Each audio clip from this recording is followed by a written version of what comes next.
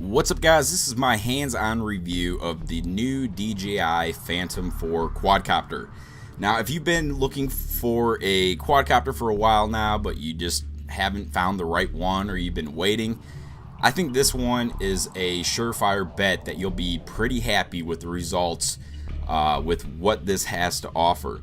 Now, DJI last year, they came out with 3 different versions, and then they threw a 4th one into the mix. So people were a little confused about which one they wanted or which one they actually needed. Well, this time they just made one in the Phantom series, and that is the Phantom 4. So no more having to figure out which one you need. This one is the one you need. So they made up your mind for you, and I like that they did that. Real quick, I want to cover some of the features and highlights of this guy. There is tap to fly. That means you have the transmitter and then you have your iPad. You tap on that screen and the quadcopter will fly where you tap. They also have active track. What active track does is it tracks moving objects or people. You basically draw a square around the object or the person, and they can start moving or running or even driving, and the quadcopter will track them. No extra bracelet or phone or transmitter involved. It does it all with the camera and tracking it that way. So there's also a sport mode on this. Now, the last Phantom cruised along pretty well. Well, this one now will hit speeds up to 45 miles per hour, and that can be very handy, especially if you're chasing something or you're trying to get somewhere very quickly. You switch to that sport mode and you can just zip right along. There's also the point of interest, which is awesome for highlighting like buildings. If you want to circle a building or a certain object, get really smooth professional shots that way. They have waypoints, which allows you to tap out your flight before you actually fly. So that's really neat too. And then they have a new smart return to home function. So if you're out and about, you lost your orientation, or you just don't know where this thing went, you can hit that return to home, and that will actually go up and avoid obstacles as it comes back to you to land safely. Now, the Phantom 4 does come with a 4K camera, and the gimbal has been integrated into the actual body of the quadcopter, so you're gonna get smoother shots. And I've flown this in winds up to like 35-40 miles per hour, and it's totally impressive. It's totally smooth, and yeah, it's really nice. They have the light bridge technology, so you hook up your iPad or your iPhone to this, and you can fly up to 3.1, or it's like 3 miles, yeah, about 3.2 miles, 3.1 miles away, and view the footage from the camera directly from your iPad or iPhone right as you're flying in 720p. So that's pretty sweet. They've updated the VPS, the Vision Positioning System.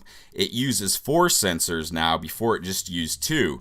So they have 2 in the front, and then they have 2 on the bottom, and they also have sonar technology that basically sends little beeps off the ground so that the quad can just fly a little bit more stable. Well, obviously there's a new battery. Every time DJI makes a new quadcopter, they seem to make a new battery. That's okay, because now they've increased flight time to about 28 minutes. Now, that 28 minutes, you might want to bring it down to around 20 minutes, because when you're flying a quad, when it gets down to around 30% or 20%, usually you want to bring it down just to be safe, especially in windy environments. But that 28 minutes is probably flying from 100% all the way down to 0%. You get that 28 minutes, but it is improved up to 25% than the Phantom 3 Pro. Now, charge time for this new battery, it's a little bit bigger battery, and I've noticed charge time to be a little bit more than my Phantom 3 Pro.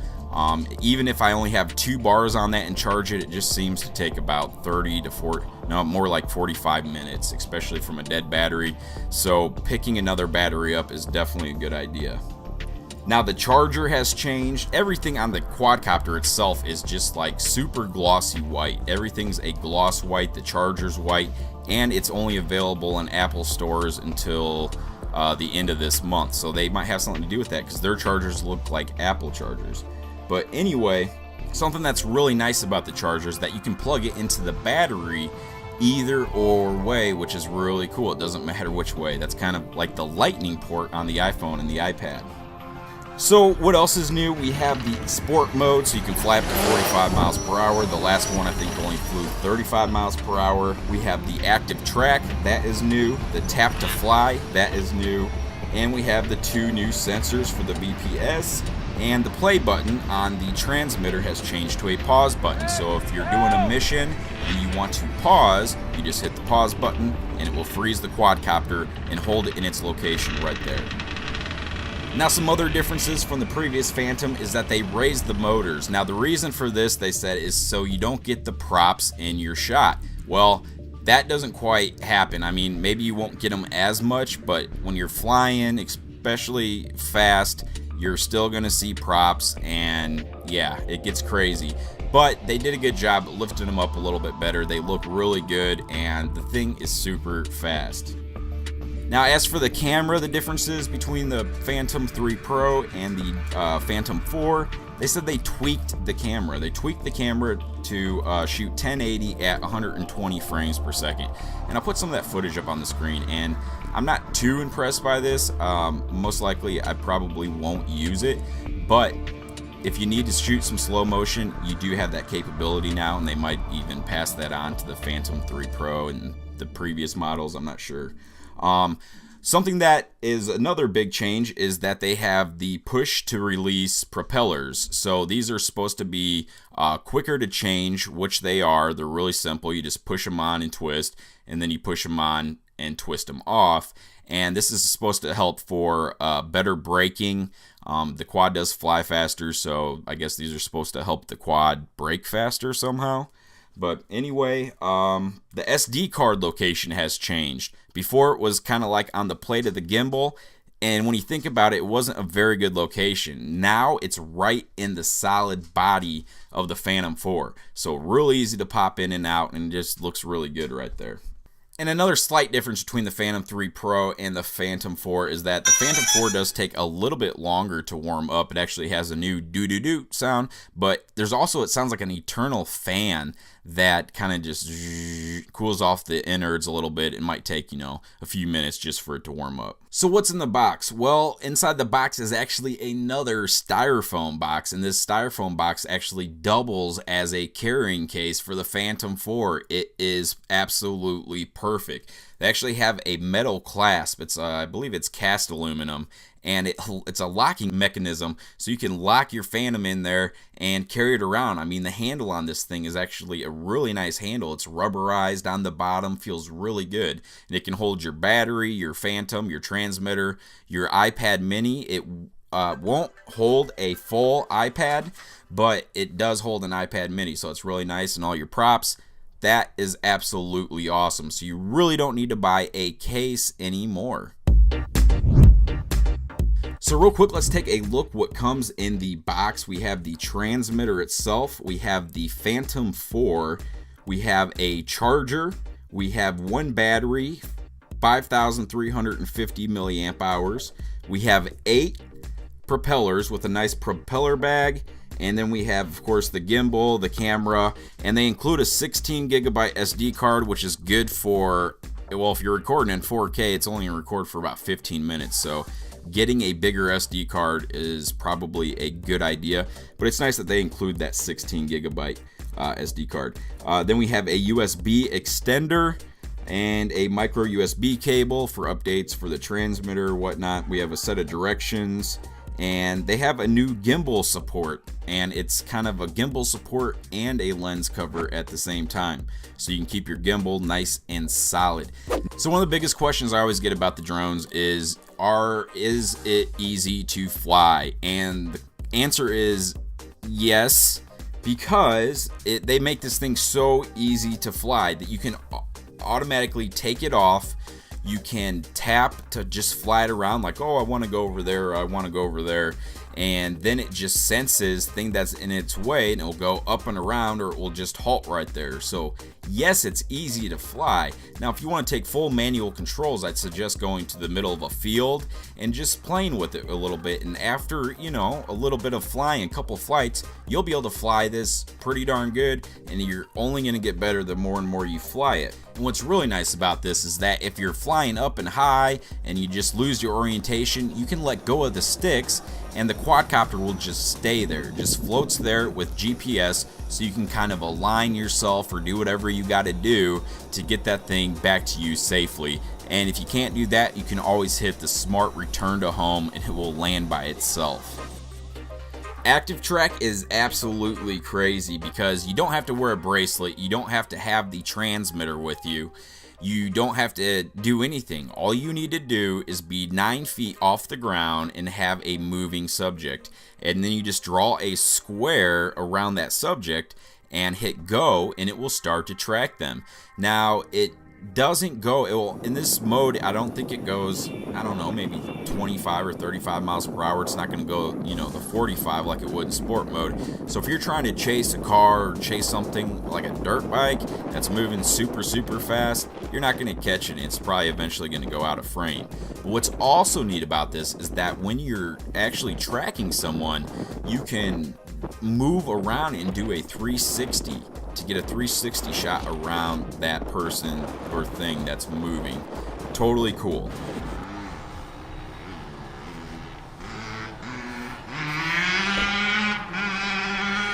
Alright, so see what I did there? I just made a little square around the truck, and now it is tracking.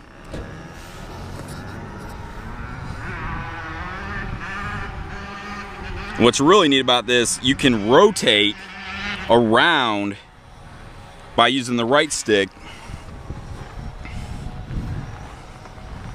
Go here in the shade a little bit, but you can see it tracking.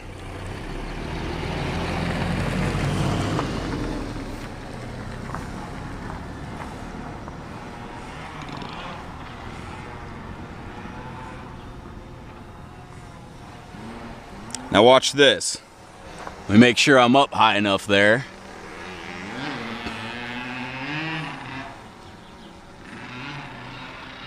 But now what I want to do is start circling it. So I'm going to push on the right stick, and I can start circling it. But it's obviously going too fast for the drone here.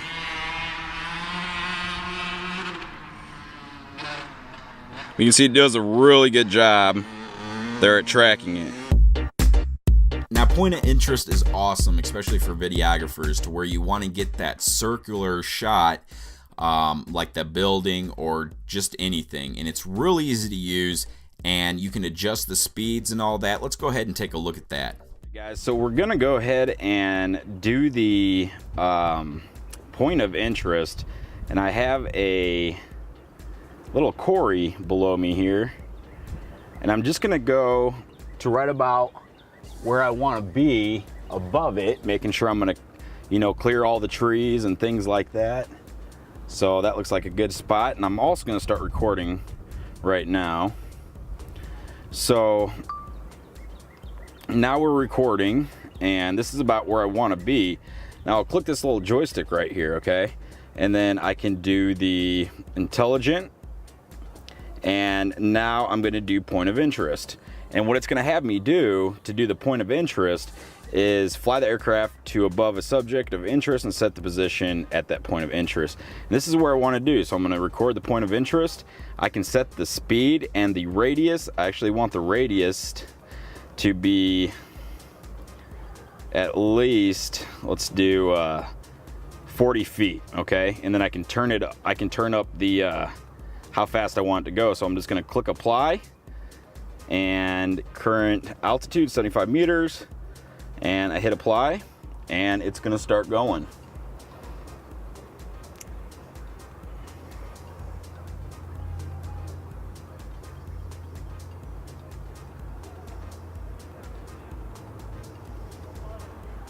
I can slow it down a little bit. I can pan up and down too while I'm circling it.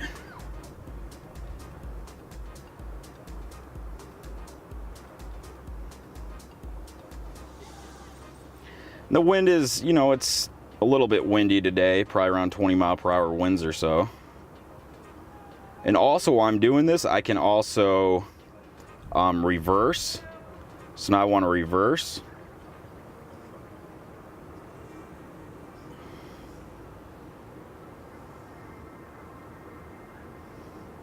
And then I can hit exit.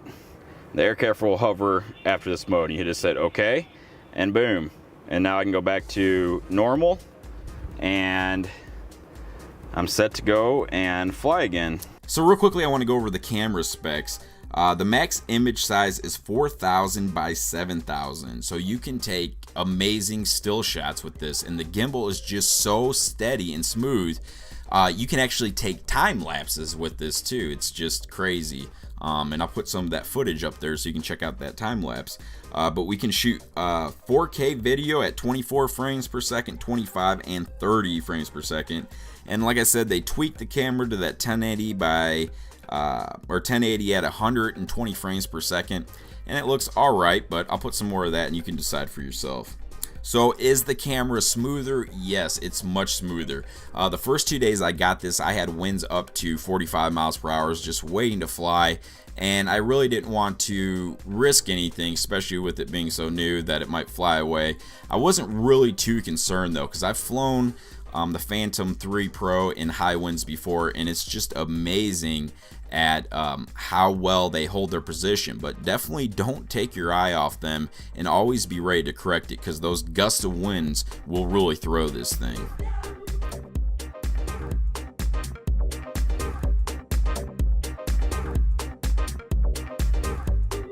Now DJI's VPS is pretty sweet because it has like 4 sensors that can see in front of it, see below it. It can't see to the right or to the left or behind it, but it also has the sonar technology that sends beams off the ground, kind of like a submarine, and it helps to keep the quad stable when you're flying without GPS. So for flying indoors and that. Now something else that's really neat about this is that it actually, if you're gonna fly into something, it will stop and the transmitter beeps at you. Alright, so I'm gonna go ahead and demonstrate the VPS, the vision positioning sensor. You can see here in front of me it says 14 feet. Now watch as I take this up. I'm gonna back up just a little bit. What I'm gonna do is I'm gonna start flying. See my drone right there? Directly at the barn. So I'm gonna move in just slow, just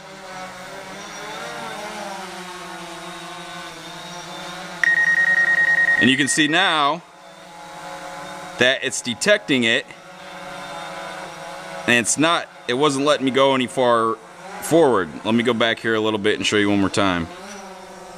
Alright, so here I am. I mean, I know I could probably fly as fast as I wanted to right now, but still, it's just...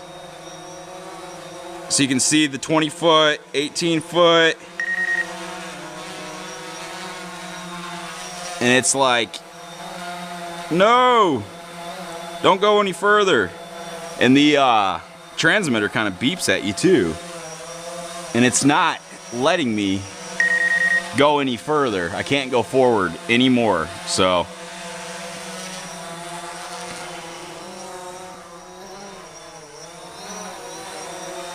Real quick too, you can see I'm flying GPS right now. I'm gonna go in here and I'm probably gonna lose satellite, okay? And you see it switched to safe to fly non-GPS. And I'll just do a position hold real quickly right here, okay? There's a position hold. You can see also in front of me, 11 foot.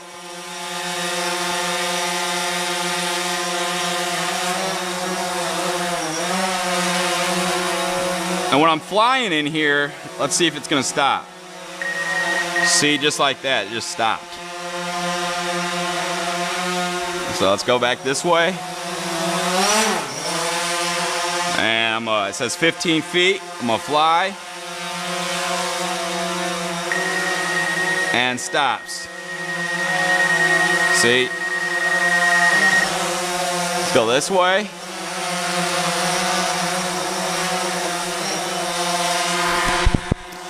Alright, I'm gonna fly at this wall. And stops. See? And I can't go any far forward. So back and forward again. Now I'm getting a little bit more confident in this. That's pretty awesome right there. And running low on power, so I'm gonna just go ahead and land. Alright guys, so let's just take a look around the actual quadcopter and the transmitter itself. We'll start off here with the quadcopter. You can see that the motors have definitely been raised up, just like I had mentioned. And the propellers that come with it, they are the snap-on kind, where they push down and twist. Now, one's silver and the other one is black, and on the actual quad itself, they're marked. So you got black here and see no black there. So that would indicate that you'd put the black on here, and all you do to put these on, you just push on, push down, and twist. So it's very, very simple to put these on and to take them off. So one twist one way, one twist the other. So over here on the back, you see the new battery, and it just slides out like this. Now, you can charge this battery either way, plug the charger in either way. However, if you look closely at it, one side with the grip on it is a little bit bigger than the other one. So the smaller side actually goes on the bottom, and it just slides in there. Over here on the front, we have the two new sensors here for the VPS, and that will just let you know if something's in front of you. The other sensors are down here at the bottom. Look at that, they just look crazy. I think these are the sonar. These basically send out, it's kind of like a submarine, send out the beeps or whatnot. It beeps off the ground, and that way it knows how to hold its position. But here's the camera. The camera now has the gimbal inside the body, and you can see there, and it's got more, instead of just one motor on one side, it actually has a motor there now on both sides. Something that they did, which I think is awesome, is switching the SD card location. Now it's here on the side, right next to the mini USB, and you can just pop that SD card out and put it in, and it's just so much better than how it was before when it was down like on the gimbal. Just yeah. Also, the lights are different. I think they're a little bit brighter, and they just kind of have this nice circular indented part here. So yeah, that basically sums it up. We got little landing gear, and this thing is fast too, so I do have some bugs on the actual quad, but that basically sums up everything around there. And there's ventilation here. I mentioned when you turn this thing on, it is a little bit louder because I think there's an internal fan in it. But yeah, that's that. So we'll look here at the transmitter. Transmitter hasn't changed a whole lot, but we have the power button, we have the return home, we have the charge status right down here at the bottom. Oops, I pushed the wrong button. So you can see it's fully charged there. Over here on the side, this is the charging port right there. Bada bang, you just plug it in there and it charges.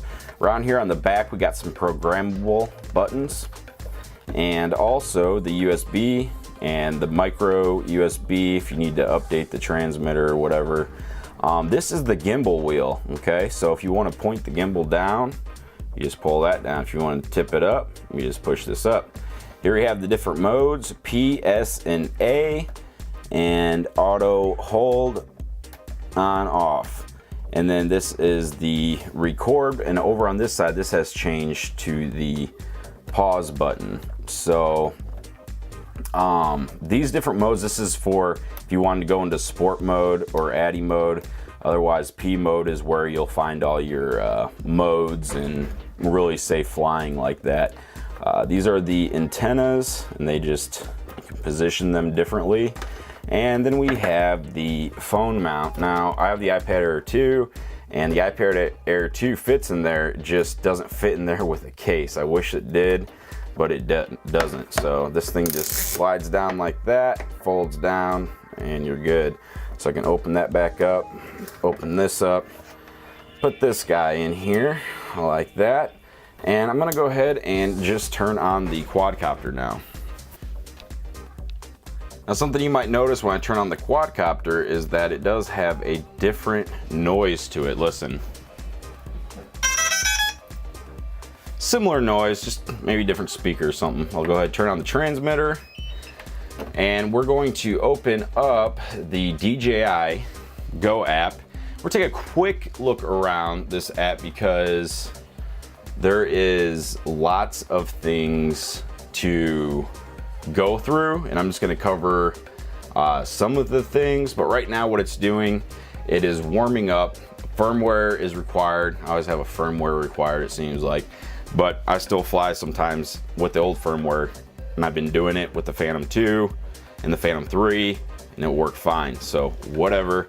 But if I wanted to, I could go ahead and update that. But I'm going to exit out of this because I just want to go through the app. Right now you can see right here it says 2 feet. Let me flip this around real quick, and I want to show you something. Forward obstacle sensing blocked, and that's because I was too close to that wall. Now you can see it's 3 feet, and I'm too close again. So that's what's working there, and it's working off these sensors right here. So if there's a wall or something, and right now I'm in manual, that's why this is so overexposed. And you can do manual controls on this, or you can do auto. I can switch to auto right here, and then it will just pick it for you. So anyway, let's see, where should we start here? There's so much that we can go over here. I'll go right into the features. When you're in the P mode, there will be this little remote control right here. You just click that remote, and all these things pop up here at the bottom. You can do tap to fly, active track, normal, and intelligent. And when we click into intelligent, more menus come up, like point of interest. That point of interest will circle. You can see it's like circling a pyramid. We have the follow me, to where it won't track you, but instead it follows the transmitter. We have waypoints, which you preset out your flight path. Like you'll actually fly it to each point and then press set point, fly to the next point, press set point, fly to the next point, press set point, and then you'll come back home, and then you can press go and it will fly the path that you just did. So that's waypoints. Home lock is when, I'm not gonna get too much to that one just because it's, I don't know, but when it's flying around you, or say you lost where it is in the sky, okay, you can turn on home lock, and then you can pull back, and it will come straight back towards you no matter which orientation it is. So definitely a good feature, say if it were to get lost. Course lock is when you can pick the orientation of the quad. Say if we wanted the back of it or the side of it to be front, and the front of it to be left, the back of it to be right, and then we can keep it locked in that position no matter what, right there with course lock. I just want to look around some other things here real quick. I can pull up a map of where I am. It says safe to fly right now, non-GPS. That's because I'm inside, it's not getting a GPS signal.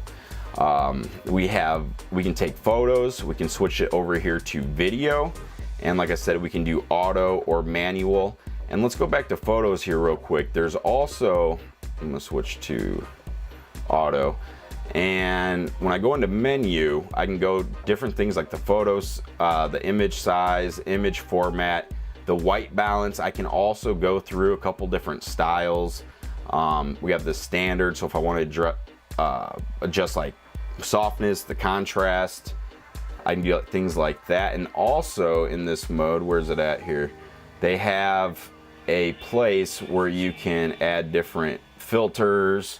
You can adjust the white balance, so if it's sunny out, cloudy, fluorescent lights, and then you can also do the custom, and then we have a color too. We can do sign like D, like you do the beach, dream, classic, and honestly messing with some of these while you're flying can get you some really cool videos.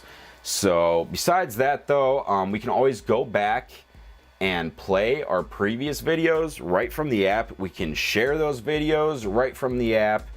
We can edit those videos right from the app. Let me just kind of, I guess I'll just take you there real quick. Let me back out here and I'll go home. I'll go to library. And here in the library now, I can go to previous ones and look, I can cut them right here. Say if I wanted to cut that shot and save. And then what I can also do is add actually music to the background. Let's see here, is this gonna let me up? So now I can go in here and I can add different music. I don't know if you can hear that. So while you're flying, the Phantom 3 or the Phantom 4 doesn't make any noise. So you put some music in the background, make it so much cooler. So anyway, back out of there. This also has so much more features, such as your flight. I can do my flight records right here, and I can see exactly the location I flew, the distance, the time, the max altitude, the photos that I took, and I can actually click on those too, and I can see my flight path. I can actually even zoom out and hit play, and it will refly the flight path, which is just awesome. So that covers I mean, there's so much to do in this app. There's just, I mean, there's even other apps that you can download that will work with this, that will actually map like your property line, your anything. It's just crazy. So there you go, the new DJI Phantom 4. This thing is one heck of a machine, and it is just totally awesome. If you're looking to get into quadcopters and you want to take awesome aerial video and photos and have all the bells and whistles, definitely check this one out. I would definitely recommend it. So that's that. I'll put a link in the description. Thanks for watching.